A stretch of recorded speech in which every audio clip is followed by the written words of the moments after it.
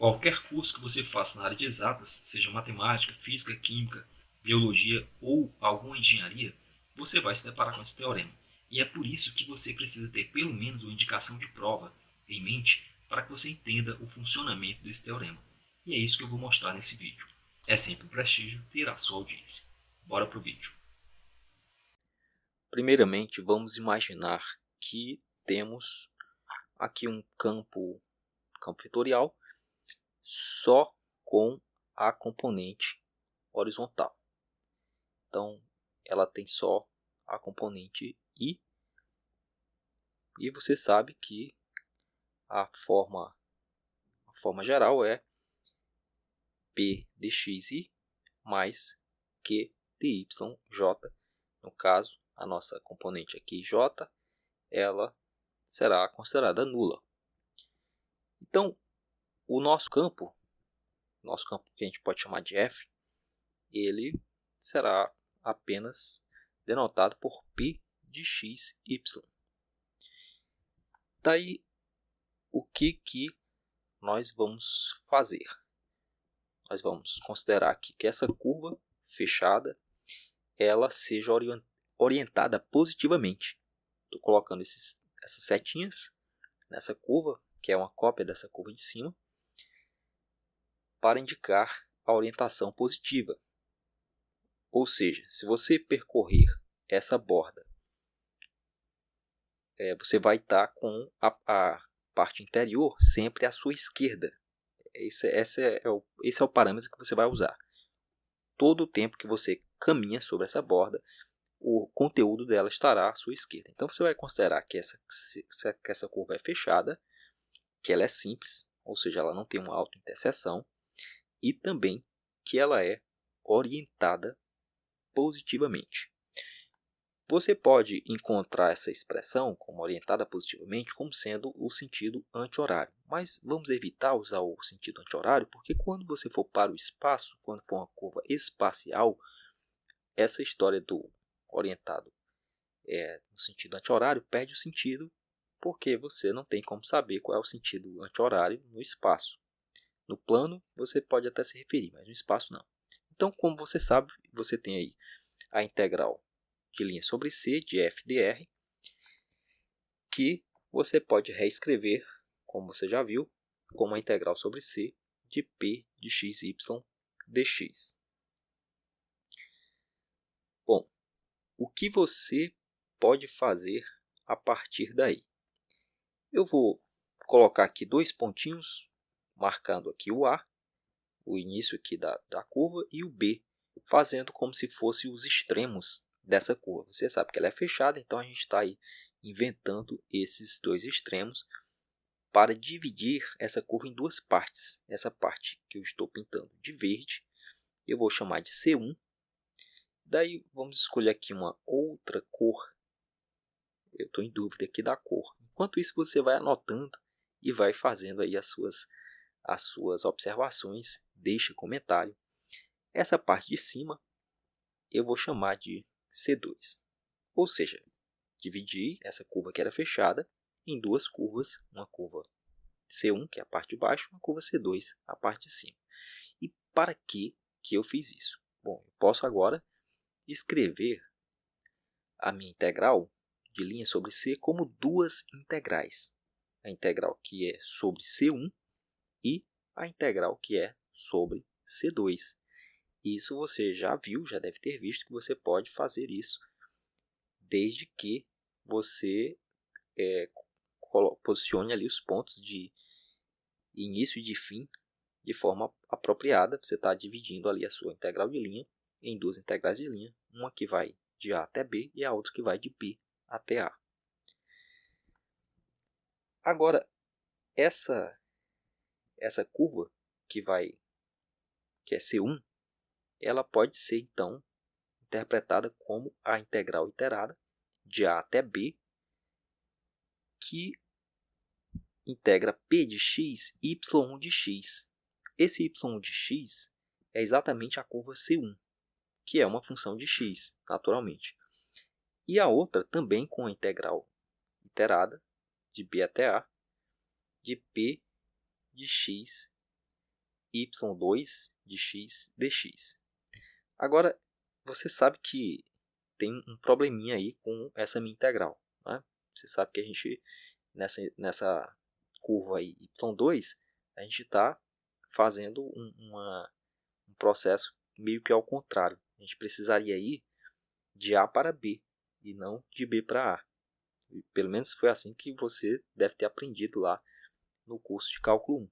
Vamos pegar essa figurinha, botar aqui embaixo, para que a gente não perca ela de vista. Então, o que nós vamos fazer? Você deve ter aprendido também em cálculo que a integral de A para B poderia virar uma integral de B para A desde que você trocasse o sinal.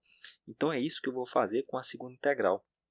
Eu vou trocar o sinal, tem um mais, colocar um menos e vou colocar agora a integral de A até B para a segunda integral. Então ela fica integral de A até B, de P de x, y2 de x. Eu vou marcar aqui o mais, que foi trocado pelo menos, para que você destaque isso na sua anotação. E aqui também o B, que estava embaixo, agora ele passou para a parte de cima, e o A, que estava em cima, passou para a parte de baixo. Então eu troquei ali a ordem dos limites de integração. Feito isto, eu posso, como eu tenho integral de A até B na primeira e integral de A até B na segunda, você sabe que a soma de integrais é a integral da soma. No caso aí é uma soma com um número negativo, eu posso agora juntar as duas e tenho então integral de A até B, P de x, y1 de x, menos P de x, y2 de x. Tudo isso aí com relação a x, então é dx. Se você se lembra do teorema fundamental do cálculo, você pode enxergar a seguinte relação. Essa minha integral, eu vou colocar um sinal de menos na frente novamente. Agora eu não vou trocar os extremos, o que eu vou trocar é o sinal ali do meio. Vou destacar também aqui para você não perder de vista.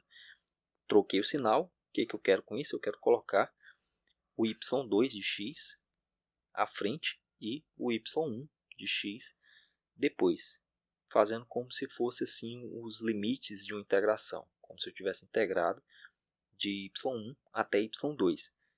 Nesse ponto, você deve se lembrar daquelas integrações sobre regiões do tipo 1, regiões do tipo 2, regiões que eram delimitadas por curvas, do jeitinho que está na nossa figura. Daí, quando eu escrevo dessa forma, fica mais claro que eu posso utilizar o teorema fundamental do cálculo. De que forma? Eu posso dizer que isso é uma integral de A até B, de P de x, y, mas isso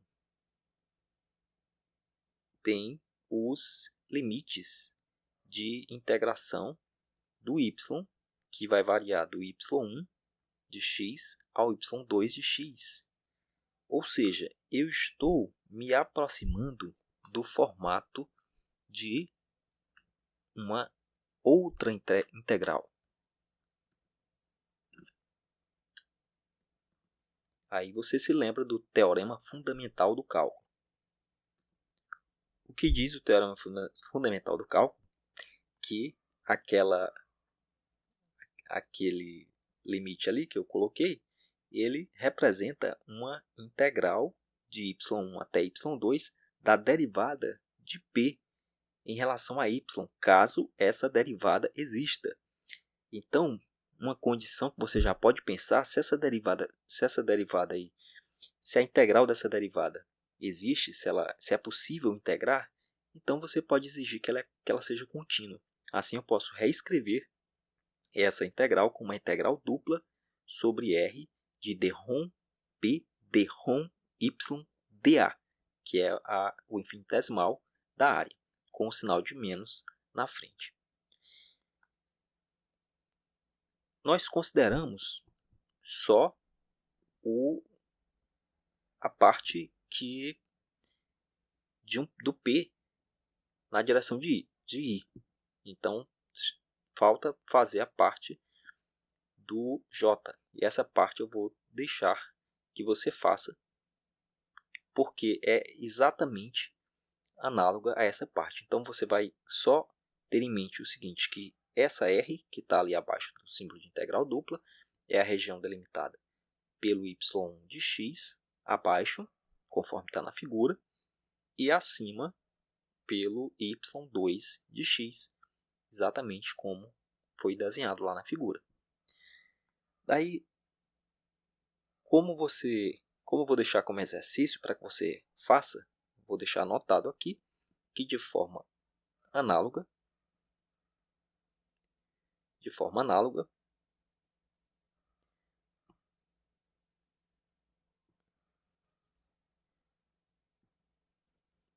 você pode considerar, então, considerando f um campo apenas na direção de j, então vai ter lá um q de xy, mas agora só com a componente j. Daí você já imagina um campo só com aquelas setinhas todas para cima ou para baixo, pode ser para cima ou para baixo, só não pode ser diagonal, não vai aparecer nada diagonal nem horizontal, vai aparecer tudo ou para cima ou para baixo. Quando você repetir esse espaço, claro, trocando a região R, agora vai ser uma região que está na vertical.